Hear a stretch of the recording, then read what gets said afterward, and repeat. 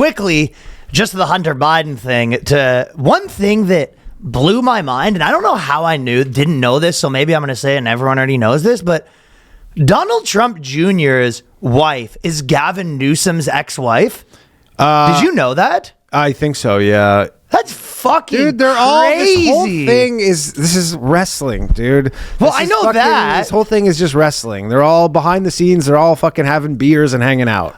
To some degree, yeah, and I know Trump always kind of says, like, oh, me and Newsom actually got along, but, like, it's pretty wild to think that, like, his son's wife was Newsom's wife. Dude, it's the same thing, like, you know, in the NBA, there was... Dude, imagine even, like, when he was the president and they're fucking working together or whatever, and he's like, my fucking son's banging your ex-wife and you're marrying her. It's like...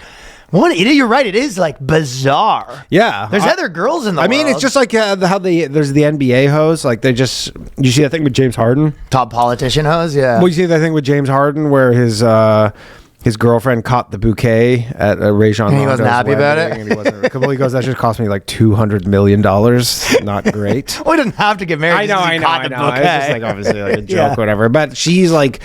She has like a kid with some other basketball player. Oh. She's like been like dating a different basketball player. The like, band scene was like definitely like that. Yeah, there's just, I mean, girls just know that that's like a tight knit group of like hoes who are just kind of, you know, around, and they know. You know what it really is? What the guys are just so lazy. Yeah. When it comes to that shit, you're just like, you know, there's tons of fish in the sea, and you're like, there's also, you know, whatever, but there's also a few in this little pond this lobby here. Of this hotel that we always stay at when we're on the road, and you go. It is. It's just a straight of active convenience that you end up banging all the same ones. It's like those are the ones that, like, the truth is.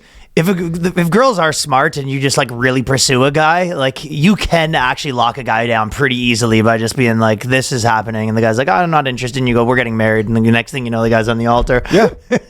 Sure. Yeah.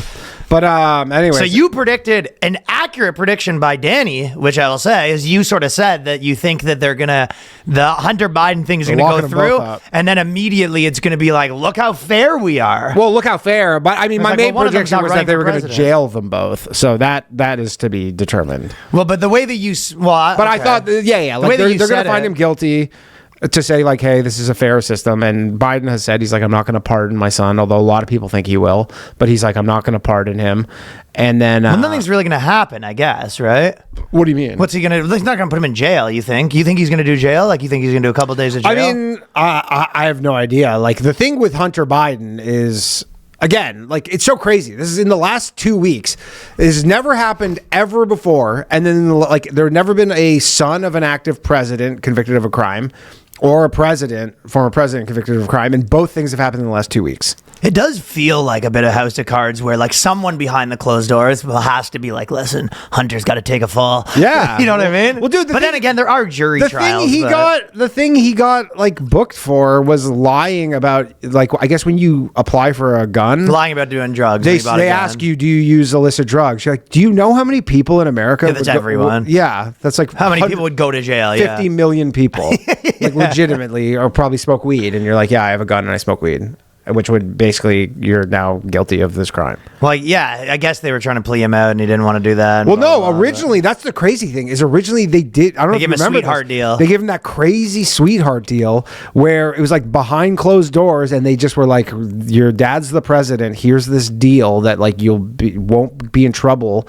And then the judge found out about it and the judge was like, fuck that. Wait, that's what happened? Yeah, the judge basically got wind of it and was like, no way. Like, you would never do this for anybody else. Like, this would never be an option for anybody else. And he's just like, no. And then just like, I didn't know that. Yeah, we're not giving him preferential treatment. Yeah, it was like, I want to say it was maybe late last year. And that's why it went to trial. But they had like some deal in place for him. But the media definitely played out the way that you sort of said it, where it was just like, immediately it was kind of like, this is how fair we are. Yeah, this is how fair we are. Look at us. Look how fair. Now the question is do they both go to jail? Well, the difference is it was like one's not the front runner for the president. Yeah, of course. I mean, of course. It's like, that's a small sacrifice to be like, hey, Hunter, like, you got to go to jail for maybe 3 months. An afternoon. You got to do some. You got to go coach basketball for a weekend, or do weekends or whatever in jail, and then. But we're gonna put our rival also in jail, like political rival who's running for president and former president in jail. He'd be like, "Sure, Dad. Like, that's Anything for the family, But Dad. it's unprecedented in my life, all this stuff. That's for fucking sure. It's crazy. And it feels like it too. It's literally unheard of. Dude, 10 years ago, it was unfathomable that a Malik president... Obama going to jail. You just always understood. I know that maybe it's not supposed to be the case because, like, that's how, kings and stuff, where they're like, that's like why they had the Magna Carta, because it was, you couldn't put a king in jail, and then they go, no, like, everybody needs to be, the same under the law. But it was still understood. You're like, if you're the president, you can't go to jail for stuff. Like, you just can't.